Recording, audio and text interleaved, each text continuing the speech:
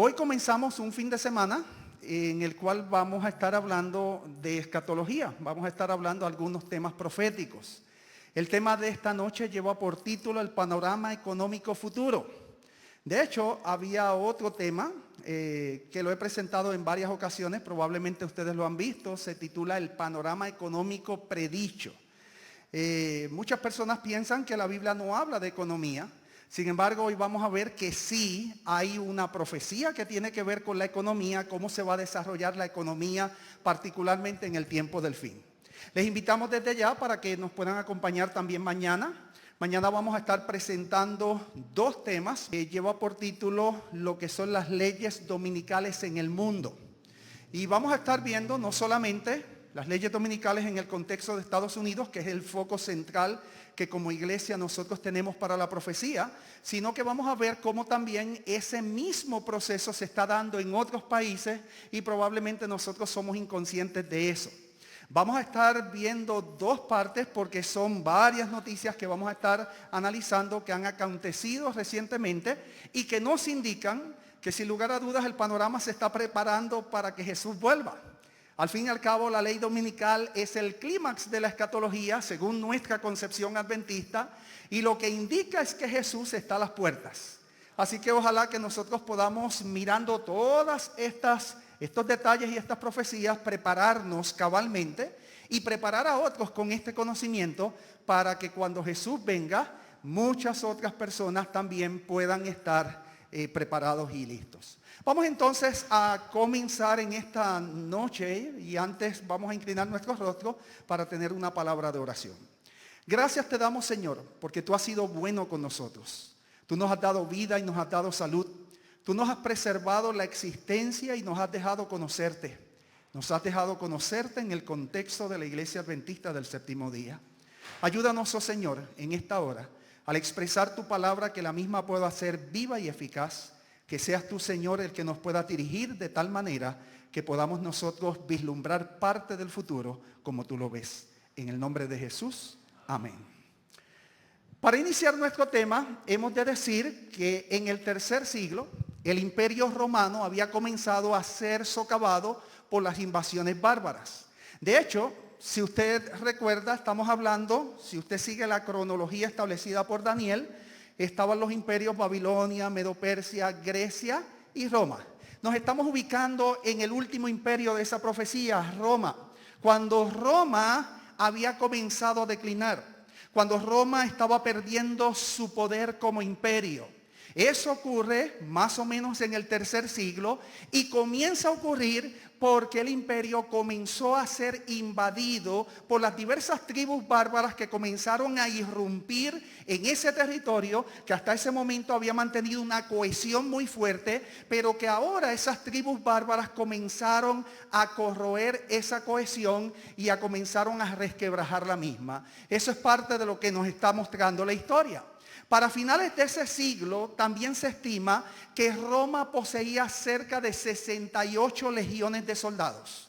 Algunas personas han dicho que esas 68 legiones de soldados equivalían a cerca de 500,000 soldados. En otras palabras, cuando Roma estaba en su declive, Roma llegó a tener cerca de 500,000 de soldados que eran utilizados principalmente para proteger las fronteras. Estos serán utilizados para proteger al imperio de los invasores y para proteger particularmente al emperador. Y sobre todo, desde el punto de vista de que Roma estaba siendo socavada por estas tribus bárbaras, pues sin lugar a dudas, más se necesitaban esos soldados para proteger los límites de lo que era el imperio. Los soldados no trabajaban de gratis. Los soldados debían ser pagados conforme los emperadores ganaban cada vez más y más grandeza política. Y vamos a encontrar que la historia demuestra que esos soldados que se veían como imprescindibles para poder seguir manteniendo la grandeza del imperio, estaban exigiendo salarios cada vez más y más altos para poder subsistir o para poder seguir en sus trabajos. Esto entonces hizo que Roma comenzara a gravar a sus pobladores con impuestos mayores. Es que la única manera que tenía el imperio para poder sostener lo que era esa milicia que tan necesaria era a través del recaudo de impuestos, que si usted busca en la historia, usted recordará que Roma tenía unas tasas impositivas sumamente altas. Pues mire, para este tiempo se ha encontrado que el imperio comenzó a experimentar una fuerte superinflación. De hecho, su servidor no le llama una fuerte superinflación. Si usted me pregunta a mí lo que Roma comenzó a experimentar cuando estaba en su declive, en su punto climático para caer, fue una super mega hiperinflación. Y quizás usted dirá, ¿y por qué el pastor utiliza todos esos términos que tienen que ver con una inflación sumamente grande? Bueno, oportunamente usted va a saber por qué decimos que es una super mega hiperinflación. ¿Dónde se encuentra la evidencia de esto? Mire, recientes estudios arqueológicos del antiguo Egipto muestran hallazgos remarcables que son los que corroboran la existencia de una superinflación en la era al final del Imperio Romano. Y más adelante vamos a explicar cómo la arqueología ha comenzado a comprobar lo que sucedió hace cerca de 2000 años atrás, particularmente en el plano de la economía. Mire, ¿dónde se notaba eso? Eso se comenzó a notar particularmente en un bien que se compraba, que era el trigo. El trigo usualmente se utilizaba para hacer pan y se utiliza todavía para hacer el pan. Pues se ha encontrado que el precio del trigo, que pareció haber estado estable por cerca de 300 años, y decimos cerca de 300 años porque desde el tiempo de Cristo Roma imperaba como imperio y 300 años después todavía Roma seguía imperando, pues el precio del trigo por los pasados 300 años que había estado estable comenzó a subir. Historiadores han descubierto un curioso cambio en el precio del trigo a finales del tercer siglo y principios del cuarto siglo. Y lo que queremos decir es que cuando Roma está en su punto climático para caer como imperio, Roma, recuerde esto, comienza a sufrir una superinflación. Y ese panorama de una inflación bien cerca de la caída de un imperio, pues nos llama a nosotros la atención porque probablemente sea un prototipo de lo que pueda suceder en el futuro.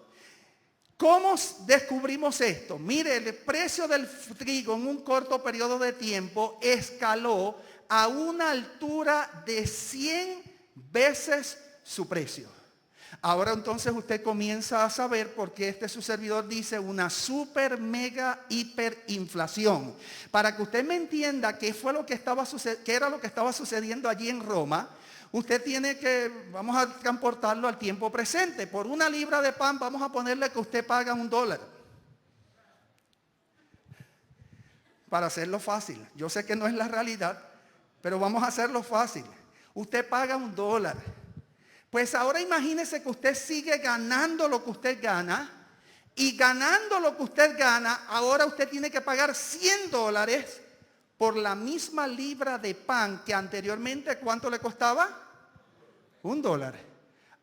Entonces ahora usted comienza a entender por qué su servidor dice que hubo una super mega hiperinflación. Es que es una inflación sumamente alta. Y probablemente a este punto usted me preguntará qué es una inflación. Una inflación no es otra cosa que un periodo cuando los costos de los bienes y servicios suben a un nivel más alto del que usted puede hacerle frente con lo que usted gana. Imagínese que usted sigue ganando lo que está ganando y ahora tiene por una libra de pan que pagar $100. Eso era lo que estaba sucediendo en Roma al final cuando el imperio estaba por llegar a su final. Fue así como Roma entonces enfrentó un periodo de hiperinflación cuando los precios de los bienes y servicios subieron hasta un punto de estar completamente fuera de control. Yo encuentro que nosotros estamos frente a un nuevo imperio.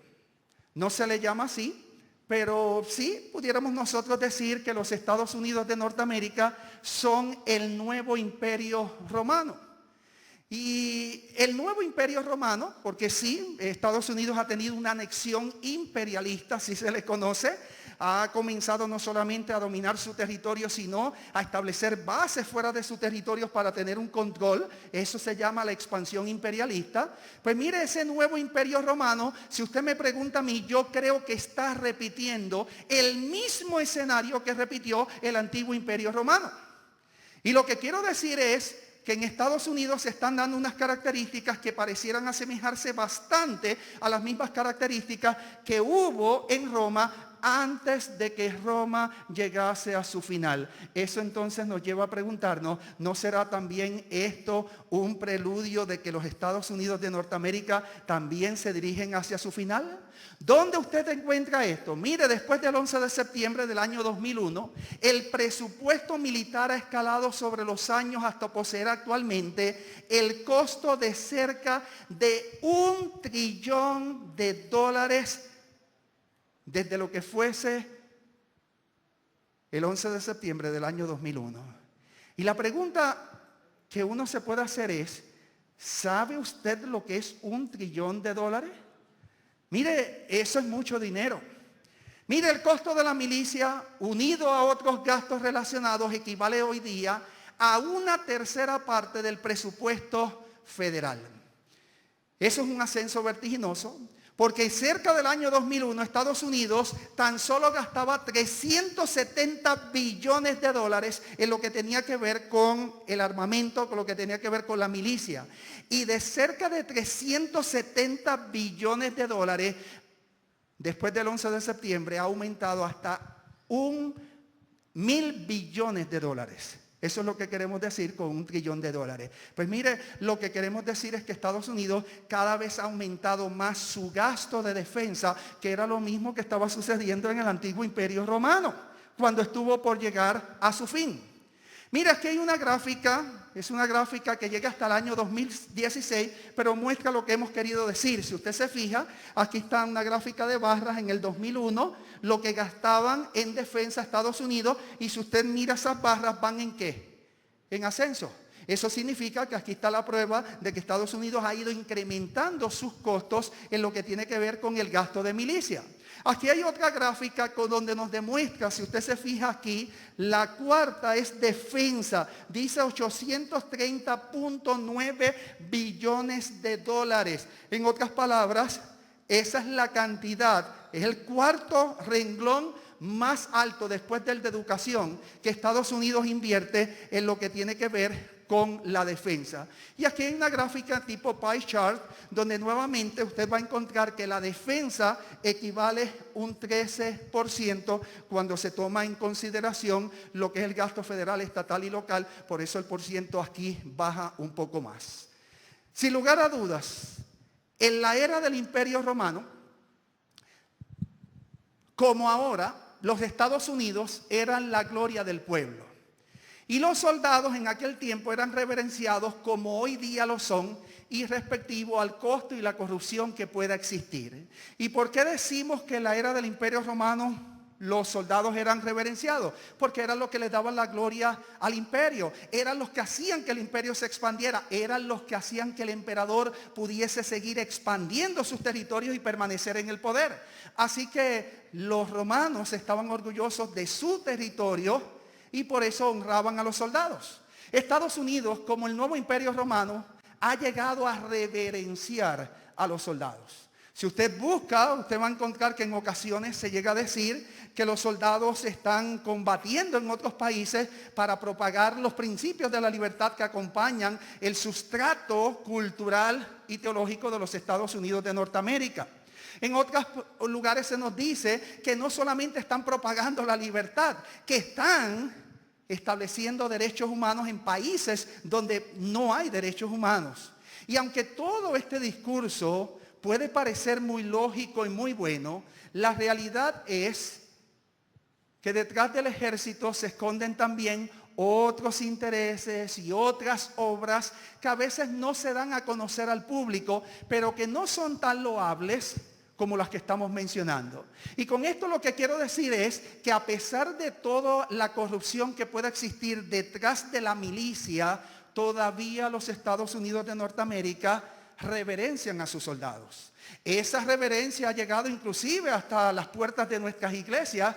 Cuando usted va a los Estados Unidos de Norteamérica va a encontrar que algunas iglesias adventistas celebran un sábado especial en honor a los veteranos y a los soldados que han servido a la nación. Porque el discurso que está detrás del mismo es que defienden la libertad y los derechos humanos.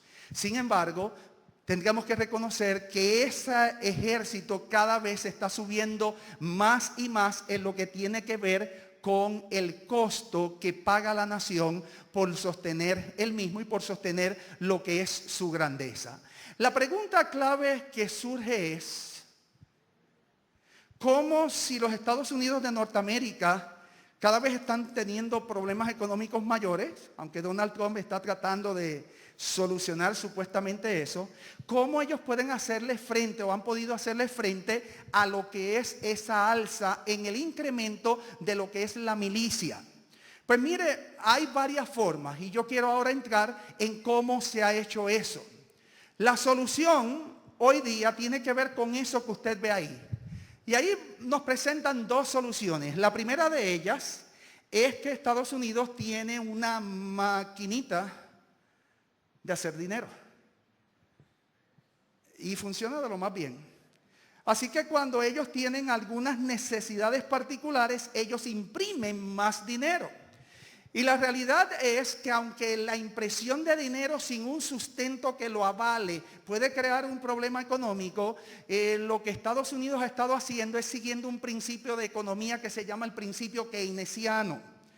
Si usted busca, uno de los grandes economistas, Keynes, estableció que a pesar de que el dinero no tenga sustento, la nación lo puede seguir imprimiendo y siempre y cuando tenga un respaldo como lo tiene el dólar norteamericano y un reconocimiento a nivel mundial, no importa que no esté avalado por nada, no importa que no esté sustentado ni en oro, ni en plata, ni en nada, sigue teniendo un valor y ha continuado presentando lo que es el panorama favorable que hasta el momento Estados Unidos ha tenido. Esa es una de las maneras que ellos utilizan para hacerle frente a los costos cada vez más altos de la milicia.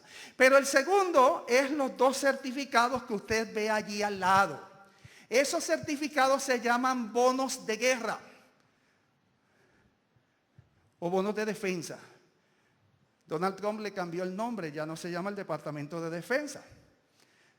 Como es un individuo belicoso, le cambió el nombre muy a tono con lo que es su postura muy personal. Ahora se llama Departamento de ¿qué? De Guerra. Pues mire, el Departamento de Guerra, el Departamento de Defensa, antiguamente Departamento de Defensa, cuando tiene problemas económicos, decide emitir bonos de defensa. ¿Qué es un bono de defensa? Pues mire, ustedes, que yo creo que casi todos aquí, por lo que veo, tienen más o menos cerca de $100,000 en el banco. Usted tiene $100,000 allí en el banco y el banco le está pagando un 3% de interés.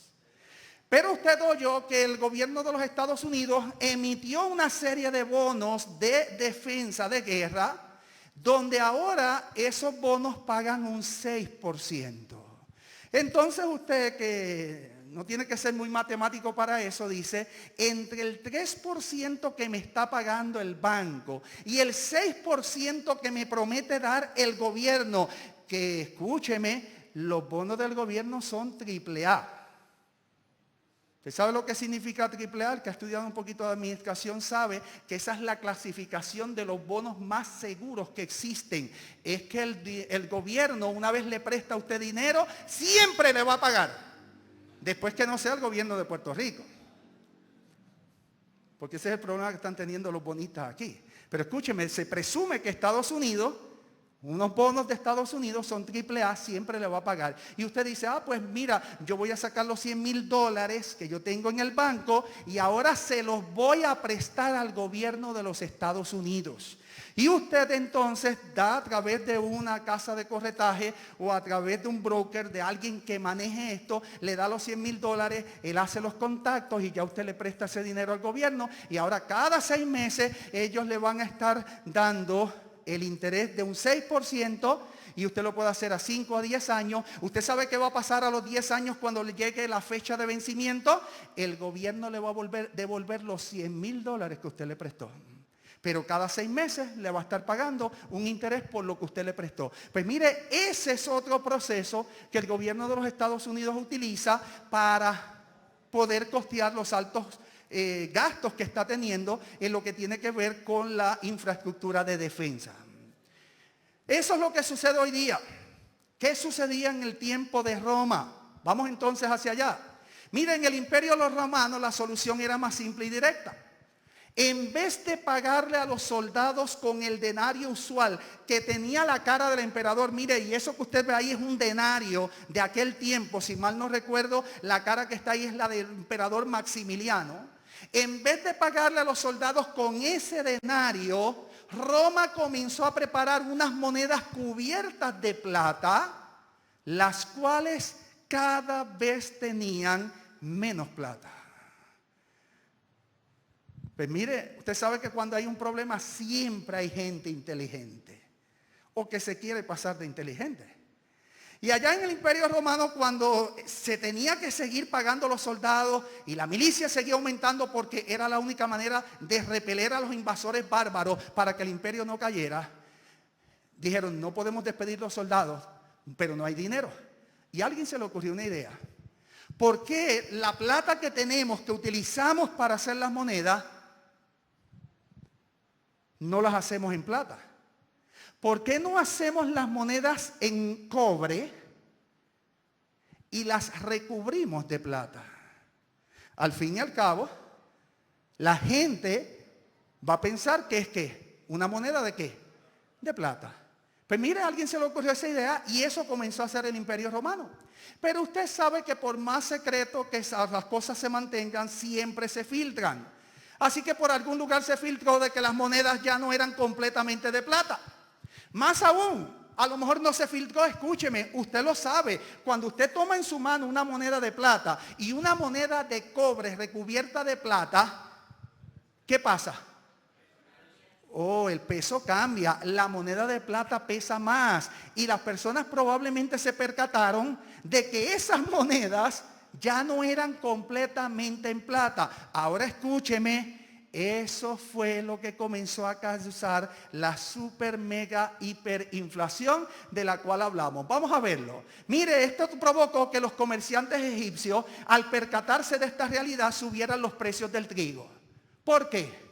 Pues sencillo, porque cuando los productores que traían el trigo de Egipto le estaban dando estas monedas y ellos las tomaron en sus manos y pesaban menos, dijeron, pero ven acá, a lo mejor las perforaron y dijeron, esto no es plata, nos están engañando, nosotros le estamos dando trigo y ellos nos están dando menos plata de la que vale el trigo. Así que ¿cuál fue la lógica? Pues para yo recibir la misma cantidad de plata que yo recibía antes, ahora yo tengo que pedir más ¿qué? Más monedas para poder tener la misma cantidad de plata que anteriormente me daban. Y esto fue lo que entonces comenzó a hacer que el precio del trigo comenzara a subir. Año tras año, conforme los presupuestos se hacían más y más estrechos, las monedas tenían menos y menos plata y más cobre.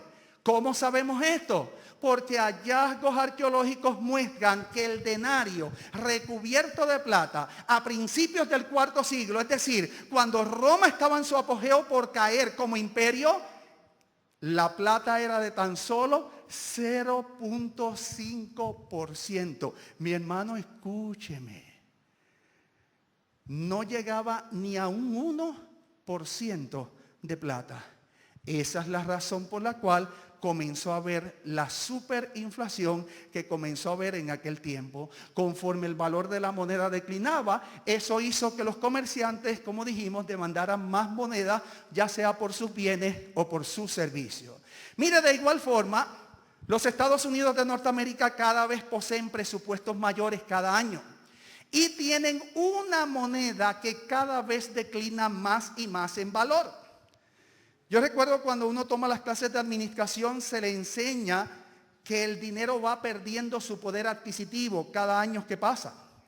Y usted recordará que cuando niño usted iba a la tienda y compraba con 5 centavos una cantidad de dulces, pero si hoy usted va a la misma tienda, no va a poder adquirir la misma cantidad de dulces con esos 5 centavos. ¿Por qué? Porque el dinero pierde su poder adquisitivo. Ya lo que usted tiene es la misma cantidad, pero usted no puede adquirir lo mismo que usted adquiría en tiempos antiguos. Y mi hermano, la realidad es que Estados Unidos tiene presupuestos mayores y cada vez una moneda que declina más y más en valor. De que siga siendo la moneda mundial que establece el criterio mundial, sigue siendo una realidad. Pero de que ha perdido poder, la está perdiendo. Y cada vez sigue perdiendo más y más. Pues mire, esto está provocando que los comerciantes requieran cada vez más dinero por el mismo pago de un bien, un servicio, un producto. Ahora entonces quizás usted entiende por qué probablemente las cosas están subiendo a un nivel que usted no le pueda hacer frente. Eso tiene que ver con la inflación y tiene que ver con que usted sigue ganando lo mismo, pero el dinero no ha perdido su poder adquisitivo y usted no puede adquirir la misma cantidad de cosas que adquiría anteriormente. Eso es parte de lo que nosotros hemos comenzado a ver. Y esto se percibe de forma mucho más clara después del colapso económico que hubo en el año 2008 y que si usted me pregunta a mí, como les dije que había otra parte del tema que se titulaba el panorama económico predicho, para mí ese colapso económico del año 2008 había sido predicho en las Sagradas Escrituras.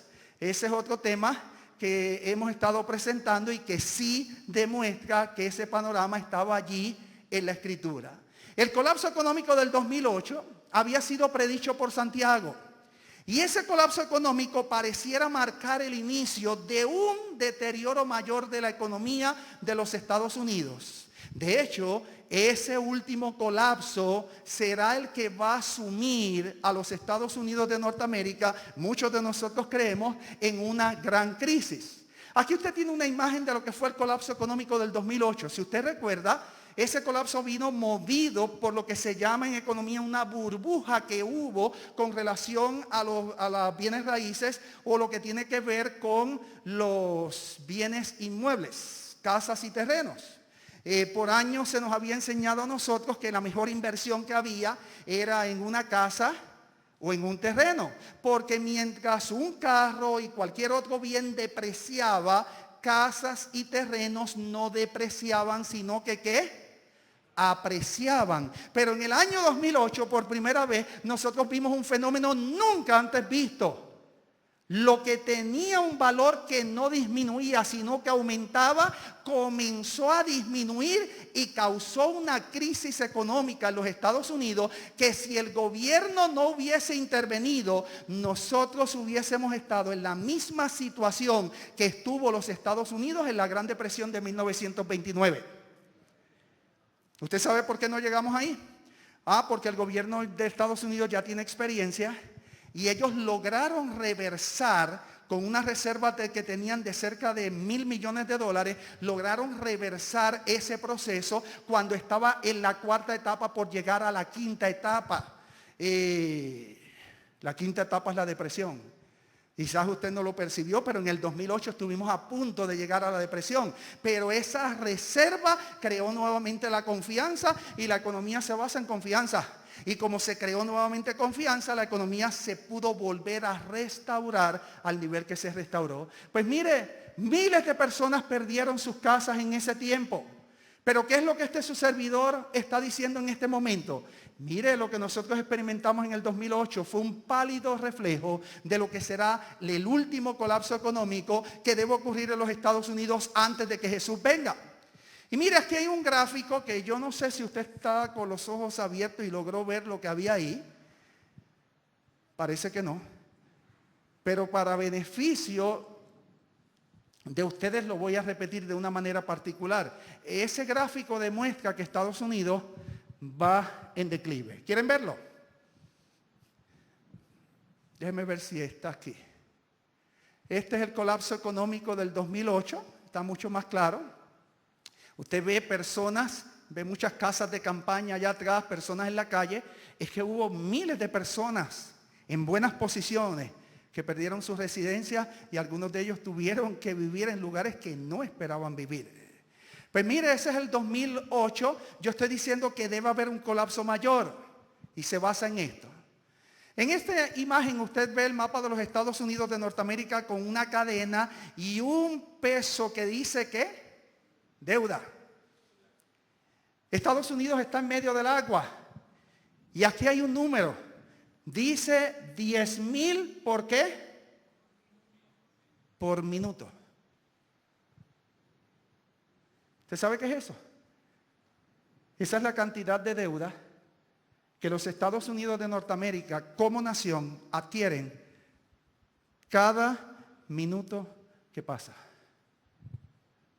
Cada minuto que pasa, la nación norteamericana adquiere una deuda de $10,000. Yo creo que usted tiene menos dinero que la nación norteamericana, ¿verdad que sí?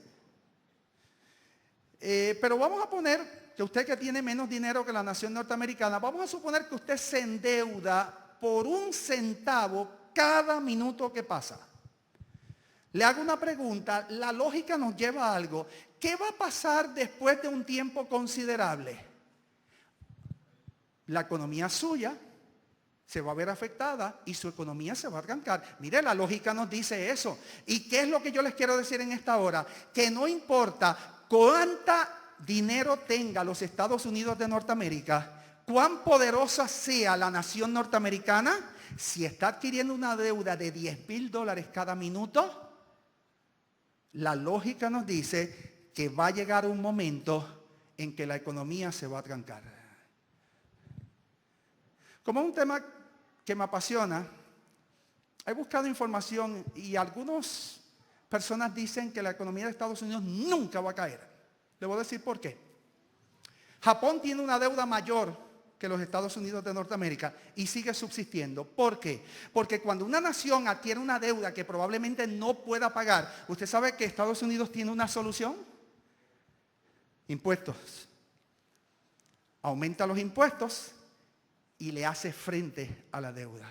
Así que algunas personas han dicho, esto es algo hipotético, probablemente nunca ocurra. Sin embargo, escúcheme, basado en el tema que estamos presentando en esta noche, asimismo decían los economistas, es imposible que las casas y los terrenos deprecien y tuvimos una crisis por casas y terrenos. Pues los economistas podrán decir, es imposible que Estados Unidos llegue a colapsar económicamente porque siempre tendrá el recurso de recaudar dinero a través de tasas impositivas mayores, pero pareciera ser que ese cronograma y esa predicción no necesariamente tiene que cumplirse de esa manera.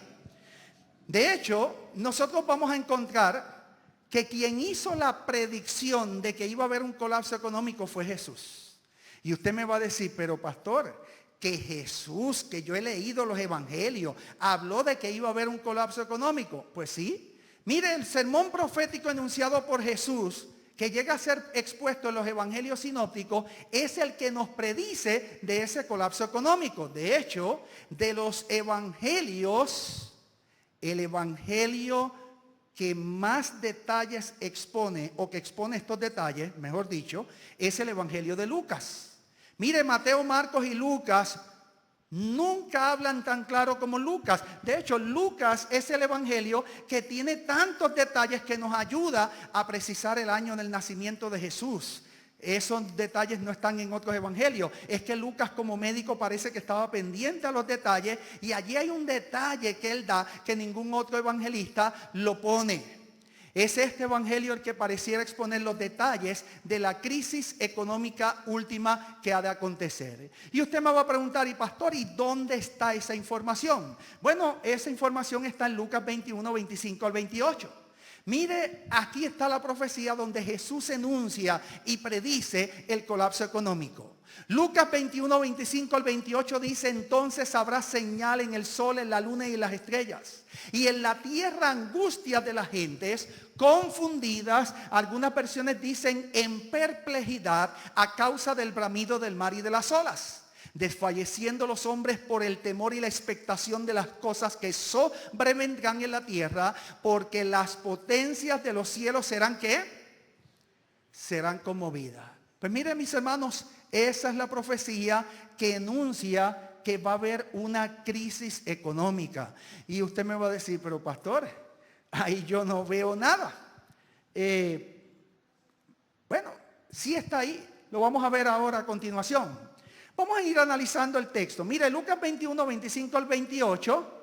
Después sigue diciendo, entonces verán al Hijo del Hombre que vendrá en una nube con poder y gran gloria. Cuando estas cosas comiencen a suceder, ¿qué dijo Jesús? Erguíos, levantad vuestra cabeza, porque vuestra redención está ¿qué?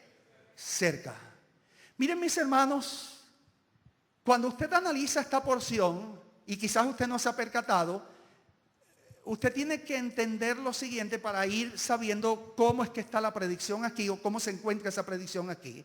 Número uno, aquí Jesús está estableciendo una cronología. ¿Y qué es una cronología? Es una serie de eventos que deben ocurrir en un orden particular. Y cuando usted comienza a ver esta porción como una cronología, ya establece el primer paso para entonces establecer y ver cómo es que esta porción profética enunciada por Jesús preanuncia o predice una crisis económica. Dentro de esa cronología, mira lo que el orden que establece el mismo texto.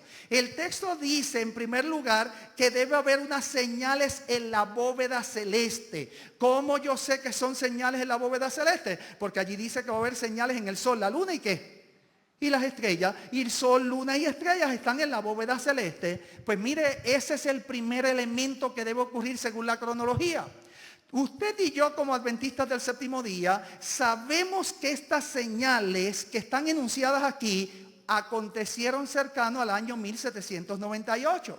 En otras palabras, son señales pretéritas, son señales pasadas. Hace más de 300 años que esas primeras señales en la cronología establecida por Jesús ocurrieron. Y de hecho, ocurrieron para demarcar que se había comenzado a vivir en el tiempo del fin. Después que ocurran las señales en la bóveda celeste, en esa cronología, lo próximo que se establece es que las próximas señales de ser en el cielo ahora van a acontecer en la tierra. Es que allí dice que va a haber unas señales en el globo terráqueo. Mira lo que dice allí. Va a haber angustias por las catástrofes en el mundo natural. ¿Y qué es lo que me llama la atención a mí de esta profecía? Que cuando habla que va a haber catástrofes en el mundo natural, Lucas menciona un detalle que ningún otro evangelista menciona. Él menciona mar y olas. ¿Qué menciona? Mar y olas. Ese detalle que es único de Lucas, es importante que lo tomemos en cuenta porque es un detalle que en la profecía es único y nos está dando una clave única para ver unos acontecimientos únicos. Eso es lo que quiero decir. Mire, es así que de las señales en el cielo ahora pasarán en la tierra. Esas catástrofes del mar y las olas cuando ocurran, su servidor hace una pregunta: ¿qué provocarán? Y la respuesta que yo puedo darles de forma anticipada van a provocar un colapso económico. Pero quizás usted me va a decir, pero pastor, esas son conjeturas suyas, esas son conclusiones que usted está sacando, pero eso no es lo que dice el texto. Bueno, sígame hasta el momento y yo voy a probar que eso es lo que dice el texto. Yo lo único que quiero es que usted siga la lógica de eventos y la pregunta que hicimos con su respuesta, porque ese recuento en ese orden va a ocurrir de esa manera. ¿Qué van a provocar el mar y las olas? Van a provocar un gran colapso económico, el colapso económico último. Mire, luego de que ocurran todas estas señales y las catástrofes con mar y olas que caigan una crisis económica, la profecía en su cronología señala que después de eso debe ocurrir, ¿qué cosa? La segunda venida de Cristo en gloria y majestad. Por eso Jesús dijo, cuando estas cosas comiencen a suceder, está hablando de la cronología, despiértense, levanten sus cabezas, porque vuestra redención está cerca, dando a entender que Jesús volverá en gloria y majestad. Miren, mis hermanos, esta cronología, como ya hemos visto, comenzó a acontecer desde el año 1798. ¿Dónde está la gran profecía de la crisis económica que no hemos visto hasta el momento? Pues mire, ha estado escondida por cerca de 2000 años allí en las Sagradas Escrituras. Es que Dios llevó a los profetas del Antiguo Testamento a escribir los escritos sagrados en hebreo y a los del Nuevo Testamento en griego. Y probablemente nosotros hemos tenido nuestras Biblias en español que son limitadas en cuanto a lo que dice el original. Y porque son limitadas no hemos podido ver esta profecía en toda su extensión. Pero cuando nosotros nos adentramos a las Sagradas Escrituras en su idioma original, es allí donde está la clave para nosotros poder ver la profecía que Jesús hizo con relación a la economía. Es que cuando usted busca este texto va a encontrar que allí aparece una palabra griega. Y es esa que aparece allí en aporía. Esa palabra que aparece en esta profecía tiene un significado muy especial y muy particular. Esa palabra es la que usualmente en sus versiones se traduce como perplejidad. Pero cuando usted busca, esa palabra no solamente se puede traducir como perplejidad, se puede traducir como sin recursos. Yo hago una pregunta: cuando una persona, una nación está sin recursos, ¿qué tiene? Una crisis económica. Pues ahora escúcheme, lo que quiero decirles en esta hora es que el término griego que aparece allí en aporía significa estar sin recursos. Y si el estar sin recursos significa una crisis económica, entonces la profecía de Jesús nos está hablando de una crisis económica futura. Vamos entonces a ver ahora de forma particular cómo esto cuadra con lo que Jesús dijo. Vamos otra vez al texto. Entonces habrá señales en el sol, la luna y las estrellas. Ya eso ocurrió en el pasado. Y en la tierra angustia de las gentes. Dice en aporía. Oh, sin recursos. Después de las señales en la bóveda celeste, los seres humanos se van a angustiar. Los seres humanos se van a desesperar porque va a haber una gran crisis económica. No va a haber recursos. Y ahora escúcheme qué es lo más impactante, que lo está diciendo el texto, no lo estoy diciendo yo. El texto dice que el estar sin recursos, esa crisis económica, viene a causa del bramido del mar y de las olas. En otras palabras, Jesús dijo que va a venir una serie de catástrofes en el orden natural, en el tiempo del fin, que van a tener que ver con el mar y las olas, que cuando ocurran, esas catástrofes van a causar una crisis económica, van a hacer que algunas naciones estén sin recursos. Es así como la cronología de eventos expuesta por Lucas nos presenta que en algún momento luego de las 3 señales en la bóveda celeste deben ocurrir unas señales en el globo terráqueo, y estas deben traer unas crisis en el mar y las olas que deben traer una crisis económica final o mundial. Es interesante encontrar que el texto pareciera dar a entender que las catástrofes provocadas por el mar y las olas van a causar angustia entre las personas de las naciones, pero también van a causar una crisis económica. Yo solamente hago una pregunta. Es solamente una pregunta hipotética y el tiempo solamente nos dirá qué sucederá. ¿Qué sucedería si Estados Unidos sigue perdiendo su dólar, sigue perdiendo el poder adquisitivo, si la nación se sigue endeudando como se está endeudando, que cada vez la deuda nacional sigue subiendo más, y Estados Unidos llega a un punto crítico, y junto con ese punto crítico en los ámbitos económicos controlados por ellos, comienzan a acontecer una serie de eventos que no pueden controlar, que tienen que ver con la climatología, con el mar y las olas? ¿Qué pasaría si en ese momento particular comienzan a ocurrir una serie de tsunamis en los puertos de Nueva York, en los puertos de la Florida, de Texas y de California, no pudieran unirse todos estos eventos, los internos de la nación más los externos que no puede controlar, y traer un colapso económico último para la nación inesperado? Pues mire, eso es una pregunta que no tenemos respuesta en el presente, pero que Jesús enunció que sí pudiera ser probable desde el punto de vista de lo que estamos diciendo.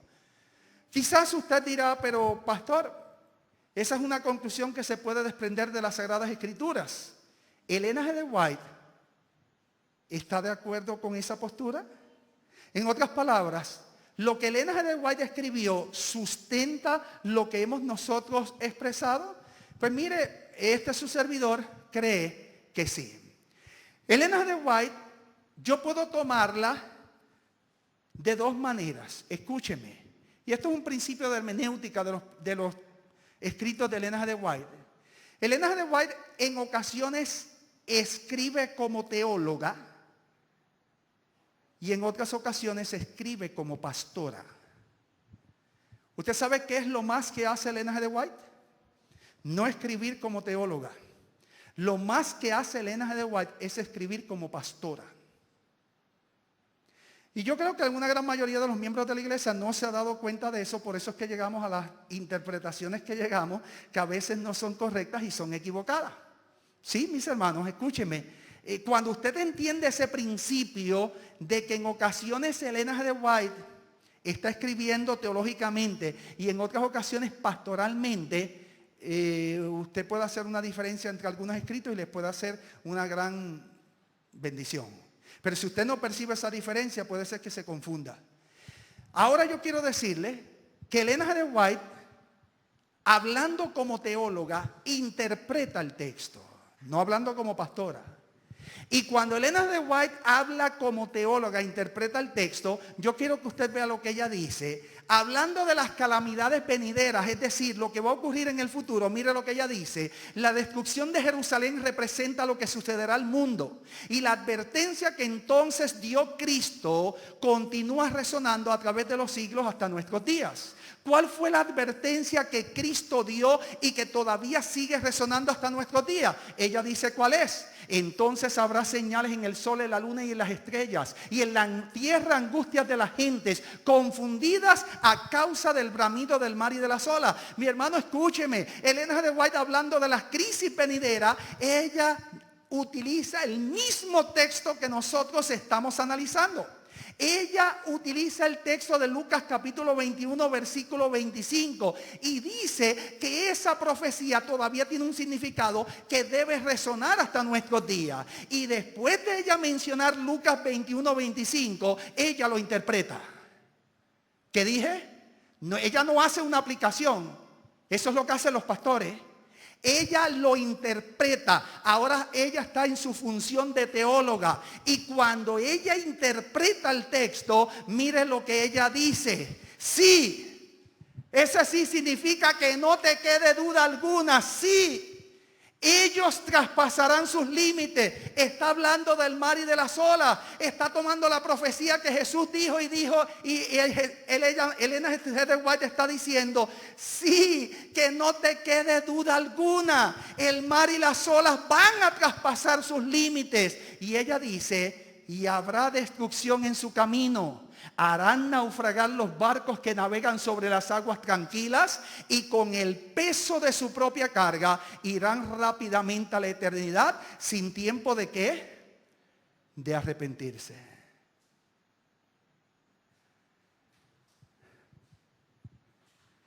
Pues los escritos de Elena de White cuadran perfectamente con lo que dice la Biblia. La Biblia predijo eso con el mar y las olas. Vamos a ver ahora un video. Creo que este video es del pastor Doug Batchelor. Yo quiero que usted se fije en él y probablemente usted dirá, pero este video es una exageración. Vamos a verlo.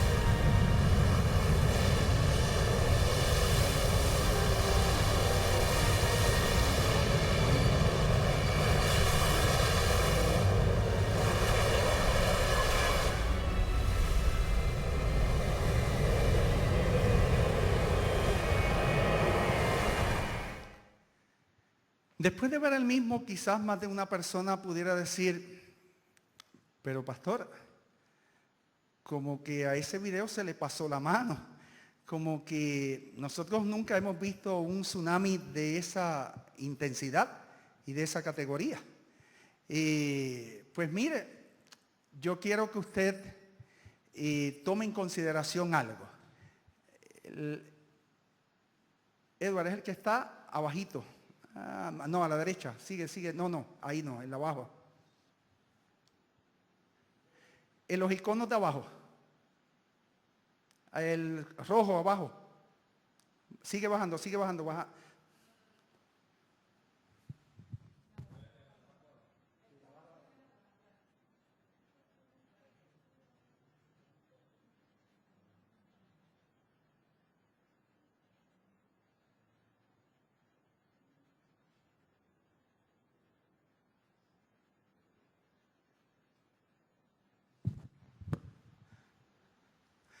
Mire, quizás usted ha visto el video y diga, es demasiado lo que ahí se presenta.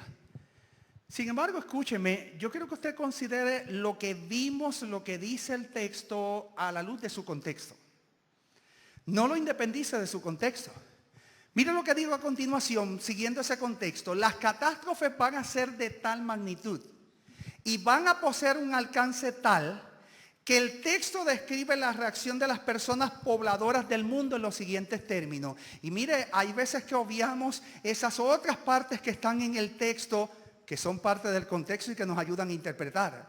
¿Qué es lo que dice el texto? Escuche lo que dice. Cuando esas catástrofes en el mar y las olas ocurran, mire lo que dice el texto, secándose los hombres a causa del temor y de la expectación de las cosas que vendrán sobre la redondez de la tierra. Mi hermano, aquí Jesús está hablando de las cosas que van a ocurrir en la tierra. Y lo que va a ocurrir en la tierra tiene que ver con catástrofes, con mar y olas. Y hablando de esas catástrofes, es que Jesús dice que van a ser tan y tan grandes, que van a ser tan y tan intensas, que los hombres se van a secar. Yo no tengo que ser un teólogo para interpretar esa expresión y saber que esa expresión indica que pareciera ser que las cosas que van a ocurrir con el mar y las olas van a ser más grandes de lo que anteriormente habían ocurrido y de lo que alguna vez nosotros imaginamos, al punto que va a haber temor.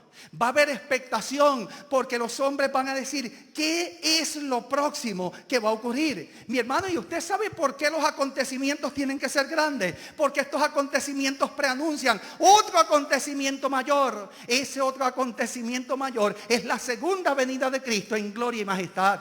Y esa segunda venida de Cristo tiene que ser precedida por eventos que le llamen la atención a la gente, que les anuncien que otro evento superior del Dios de lo imposible, el Dios que está sobre todo, está por regresar a esta tierra. Luego de esta serie de eventos, la profecía afirma que entonces verán al Hijo del Hombre que vendrá en una nube con potestad y grande majestad. Queremos concluir en esta noche diciendo, la profecía bíblica que hemos estado estudiando predice la cercanía de una crisis económica última. Esa crisis económica última va a ser provocada por una serie de catástrofes en el orden natural. Esa serie de catástrofes tendrán que ver con mar y olas. Y algo de lo que está sucediendo, escúcheme, aunque usted no crea en el cambio climático, ponle que usted no crea, yo les respeto. Aunque usted no crea en el cambio climático, hay un elemento que ya no se puede reversar. Ese elemento tiene que ver con el nivel del mar. Está subiendo, sigue subiendo y seguirá subiendo porque ya no hay manera de reversarlo, dicen los científicos, y eso cuadra perfectamente con lo que nosotros estamos diciendo. No tiene que haber necesariamente un tsunami, puede incluirse un tsunami, pero el nivel del mar, si sigue subiendo, provocará cambios en la tierra y catástrofe. Y eso es lo que me dice la profecía, eso es lo que confirma la ciencia. Después de esto, eso aparejará el camino para el retorno de Cristo a esta tierra en gloria y majestad. Este tiempo que se acerca a pasos agigantados reclama que la fragilidad humana dependa enteramente de Dios. Sí, mis hermanos, escúchenme. Usted y yo somos frágiles. Somos muy frágiles. A veces nos olvidamos de que somos pobres mortales. A veces nos olvidamos de los frágiles que somos. Nos llenamos de títulos, nos llenamos de gloria, nos llenamos de dinero, nos llenamos de propiedades. Y pensamos que somos todopoderosos. Pero nosotros somos muy frágiles. ¿Usted sabe cuándo usted se acuerda cuán frágil es? Cuando la salud suya comienza a quebrantarse. Cuando un hijo suyo comienza a sufrir una enfermedad. Cuando un nieto suyo comienza a ser afectado por las garras del enemigo y la enfermedad. Ahí nos acordamos de los frágiles que somos. Pero a veces en el fragor de la lucha, en el orgullo del ser humano, piensa que es omnipotente. Pero nosotros somos muy frágiles y debemos depender enteramente del poder de Dios. De ahí que en esta hora hagamos bien en considerar con detenimiento el consejo que el apóstol Pablo nos brindó y con el cual queremos utilizar como texto en la conclusión. Escribiéndole una carta a los Corintios, allí en 2 de Corintios capítulo 4, versículos del 7 al 9, el apóstol Pablo dijo: pero tenemos este tesoro en vasos ¿de qué? De barro. Es que somos frágiles, eso es lo que está diciendo, para que la excelencia del poder sea de Dios y no de nosotros, que estamos atribulados en todo, mas no angustiados, en apuros, mas no desesperados, perseguidos, mas no desamparados, derribados, pero no destruidos. El apóstol Pablo dice: somos frágiles, pero podemos tener una gran fortaleza en Cristo Jesús. Amén.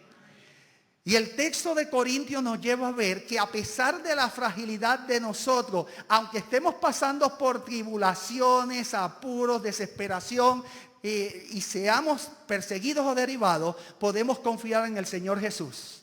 Y dentro de nuestra debilidad puede estar nuestra fortaleza, en la medida en que nuestra debilidad se aferre a la fortaleza de Dios y dependamos de Él. Pero quizás alguien va a decir: pero pastor, ¿y por qué usted está usando este texto para concluir? Bueno, este texto yo lo estoy usando porque este texto tiene la misma palabra que Jesús utilizó en la profecía que estuvimos viendo esta noche. ¿Cuál era esa palabra griega? En aporeo. Y este texto tiene esa palabra y nos va a brindar a nosotros todo un nuevo panorama del futuro. Mire lo que dice allí: pero tenemos este tesoro en vasos de barro para que la excelencia del poder sea de Dios y no de nosotros, que estamos atribulados en todos, mas no angustiados, en aporeo, mas no desesperados. ¿Qué significa la palabra aporeo? Sin recursos, una crisis económica. Y note entonces lo que está diciendo Pablo. Pablo está diciendo que el cristiano puede perderlo todo y no se desespera. Amén. Mi hermano, escúcheme. Cuando hubo la crisis económica del año 2008, personas que tenían mucho dinero se quitaron la vida. Porque no podían concebir vivir bajo un estándar más bajo que el que estaban acostumbrados a vivir. Mire, se desesperaron. Pero la Biblia dice que el cristiano puede estar sin recursos, puede tener una crisis económica, pero tiene lo más importante, la dependencia en Dios, que va a hacer que no entre en desesperación. Pero yo no sé si usted está despierto. ¿Usted está despierto? Mire, si usted está despierto, yo quiero que ahora usted note algo. Esta porción de Corintios está estableciendo, según mi percepción, una cronología. ¿Qué dije? Que esta porción de Corintios está estableciendo ¿qué? ¿Y qué nosotros aprendimos que es una cronología? Una serie de eventos que deben ocurrir en un orden específico y particular. Y ahora yo quiero que usted analice y vea lo que el apóstol Pablo pareciera ser por inspiración inconscientemente Porque eso a veces hace el Espíritu. Ellos conscientemente escribían, pero el Espíritu Santo controlaba su pluma e inconscientemente escribían más allá de lo que conscientemente ellos sabían y daban un mensaje más profundo. Y ahora yo encuentro que el apóstol Pablo de forma inconsciente establece una cronología. Yo quiero que usted note cuál es esta cronología y el orden establecido en el texto. Dice Pablo que va a haber una tribulación. Usted y yo sabemos que la tribulación, la gran tribulación que se acerca, viene movida por las leyes dominicales. De hecho, usted quiere ver cuán cerca está esa tribulación. Venga mañana. Mañana en la mañana y en la tarde estaremos viendo el contexto de las leyes dominicales. Mire, en la escatología adventista y bíblica, la gran tribulación, la tribulación previa y la gran tribulación, viene movida ambas por las leyes dominicales. Así que lo primero que Pablo establece en la cronología es que va a haber una tribulación. Si la tribulación viene por las leyes dominicales, aquí Pablo lo que está diciendo, en algún momento se van a redactar las leyes dominicales y el pueblo de Dios pasará por una tribulación. Pero como los hijos de Dios se han estado preparando, no van a estar ¿qué? Angustiados. En su cronología, Pablo lo próximo que dice es que va a haber una crisis económica. Es que allí utiliza la palabra en aporeo. O después de que comience la tribulación, en algún momento después de que comience la tribulación de las leyes dominicales, debe venir la crisis económica de la cual me habla las Sagradas Escrituras.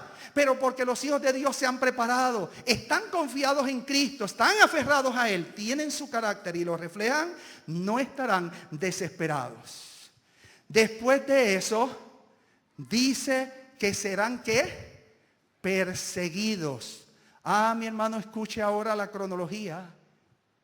La crisis económica va a venir provocada por las catástrofes en el orden natural. Esas crisis económicas, esas catástrofes que trae la crisis económica van a hacer que los cristianos de Norteamérica vayan a decir, ¿por qué Dios sigue castigando nuestra nación si nosotros hemos implantado el domingo como día de reposo? Por eso vino la tribulación, porque se comenzó a proclamar el domingo como día de reposo. Ese es el clímax de ella. Entonces ellos van a concluir, la razón es que aunque nosotros hemos proclamado el domingo como día de reposo, hay un pequeño grupo que todavía se niega a unirse a nosotros y sigue guardando el sábado. Pero si nosotros los raemos sobre la faz de la tierra, Dios va a bendecir la tierra y las catástrofes se van a alejar. Ahora escúcheme, ese racional va a ser tan y tan fuerte y potente que va a convencer a un grupo de supuestos cristianos norteamericanos, el protestantismo norteamericano, a comenzar una persecución contra los hijos de Dios que quieren adorar a Dios conforme a los dictados de su conciencia en el día que Él ha establecido, que no es otro que el sábado. Entonces, en esa persecución, Dios no los va a desamparar. Amén. Es que va a haber miles de personas que Dios va a salvar. Amén. Pero el texto dice después, derribados, pero no destruidos. Es que va a haber miles de personas que Dios no va a salvar. Siempre nos gusta oír que en la persecución Dios nos va a proteger. Siempre nos gusta oír que en la persecución Dios nos va a librar, que Dios nos va a salvar. Sí, Él va a hacer eso con algunas personas, pero no con todas. La historia de Daniel y de sus compañeros está en el libro para decirnos que Dios está comprometido con salvar de forma prodigiosa a muchas personas, que Él tiene un plan posterior con ellos. Pero la historia de Juan el Bautista, de todos los discípulos de Jesús, con excepción a uno, y del mismo Jesús, están ahí para demostrarnos que Dios no va a salvar a todos. Va a haber personas que van a tener que dar su vida por Jesús. Va a haber personas que van a tener que ser mártires. Unos Dios los salvará, otros no. Al fin y al cabo, la historia de los compañeros de Daniel en el horno de fuego demuestra eso. Los compañeros de Daniel dijeron, nosotros no vamos a adorar la imagen. No la vamos a adorar. Y Dios puede librarnos. Pero si no lo hace, seguiremos siendo igual de fieles. Mi hermano, escúcheme, usted y yo no le servimos al Señor para que Él nos proteja. Nosotros le somos fieles al Señor y le servimos irrespectivo a lo que Dios haga con nosotros. Porque nosotros estamos para servir al Señor, ya sea en la vida o en la muerte. Y cuando el cristiano entiende eso, ahora usted entiende por qué dice perseguidos y no desamparados. Es que va a haber en la persecución un grupo de personas que Dios va a estar con ellos, los librará y estarán vivos hasta la segunda venida de Cristo. Pero va a haber otro grupo de personas que van a ser derribados. Significa que van a tener que morir por Cristo Jesús. Serán mártires. Pero ¿por qué dice que aunque derribados no serán destruidos? Por las mismas palabras que Jesús dijo, que Satanás no puede destruir el alma en el infierno. Esas personas que den su vida por Cristo Jesús serán derribados en esta tierra, morirán, pero no serán destruidos porque con ese acto preservarán su vida y para vida eterna. ¿Saben, mis amigos y mis hermanos? Hoy nosotros somos confrontados con qué vamos a hacer. ¿Hacia dónde nos estamos dirigiendo? ¿Hemos encontrado un Jesús por el cual vale la pena morir? Si usted ha encontrado un Jesús por el cual vale la pena morir, esta noche, nuestra velada, nuestro tiempo aquí, no ha sido en vano. Pero si nosotros solamente estamos por la curiosidad de lo que va a suceder, pero no nos hemos preparado para encontrarnos con Jesús, habrá muy poco que este tema podrá hacer. Yo quiero concluir con un video. Después del video, lo vamos a ver, usted lo va a ver. Yo no voy a comentar nada. Nos vamos a poner en pie, oramos y nos vamos para estar mañana temprano aquí. ¿Está bien? Vamos a ver ese video.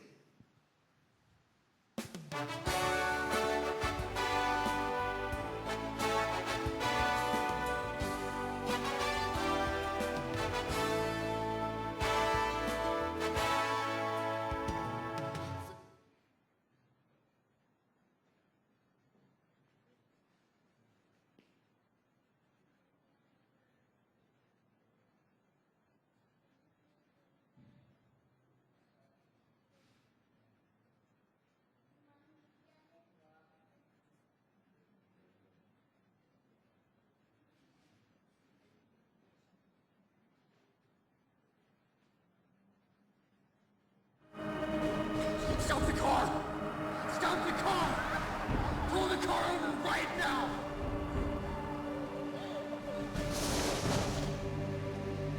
Get out! Your God is the reason I'm doing this. Because I don't believe in your God. And I have never found a Christian who truly believes in their faith. Turn around and get on your knees right now.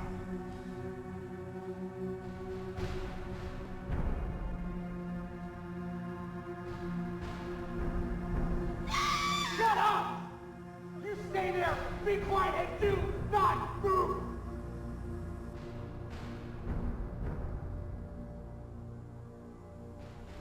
You ready to find out what you're made of? Please. Now I'm going to ask you a very simple question with a very simple answer. Think carefully before responding. You claim to be a Christian. Let's see how important Christ is to you. He took nails on the cross for you. He died for you. You will even die for him.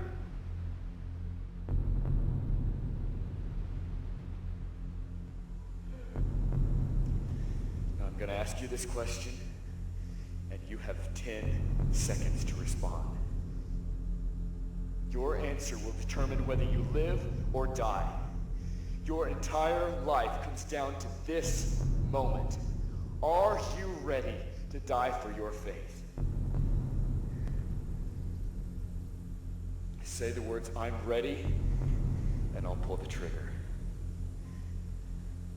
If not, then I'll let you leave, knowing that what you've devoted your entire life to apparently means nothing.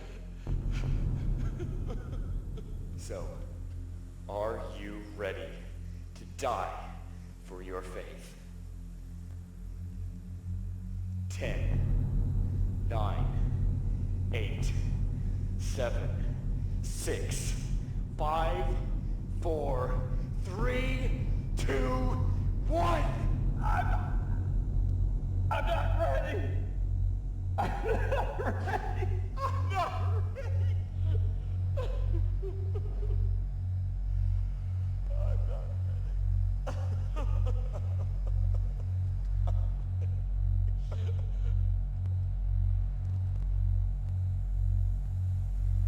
Actions speak louder than words.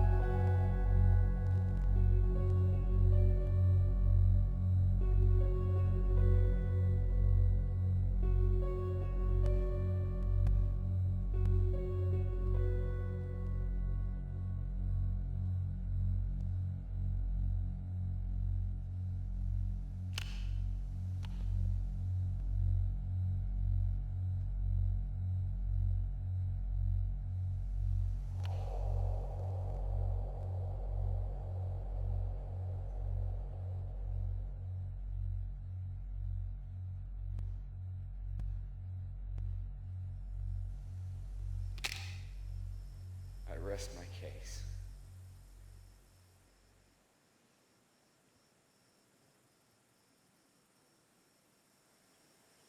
Go. Just go.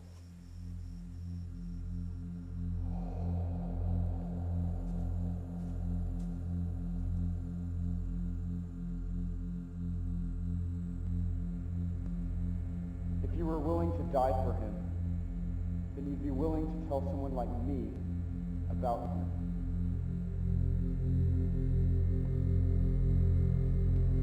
But you're not the one. You're not the one.